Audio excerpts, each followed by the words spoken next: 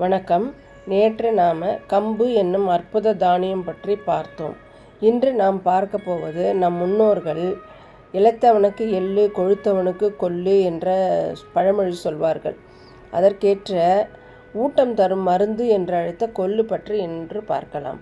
உடல் எடையை குறைக்க நினைக்கிறவங்களுக்கு கொள்ளு மிகச்சிறந்த நண்பன். இதில் மற்ற தானியங்களை விட அதிகப்படியான இரும்பு சத்தும் கால்சியமும் நிறைஞ்சிருக்கு. இது உடம்புல இருக்க தேவையற்ற கெட்ட கொழுப்பை கரைக்க வல்லது. கொள்ளு ரசம் கொள்ளு துவையலாக உணவில் சேர்த்து கொள்வது சளி இருமல் போன்ற பிரச்சனைகளுக்கு நல்ல தீர்வு. குறிப்பாக பெண்களுக்கு மாதவிடாய் காலங்களில் ஏற்படுற உடல் சோர்வை நீக்க இது பெரிதும் உதவும். முக்கியமாக சிறுநீரக கற்கள் வராமல் தடுக்கவும் மந்த கற்களை கரைக்கவும் கொள்ளு நீர் ஒரு சிறந்த மருந்தாக செயல்படுகிறது. இயற்கை கொடுத்த இந்த பொக்கிஷங்களை உணவில் சேர்த்து ஆரோக்கியமாக வாழ்வோம். நாளை மற்றொரு ஆரோக்கிய துளியில் சந்திப்போம்.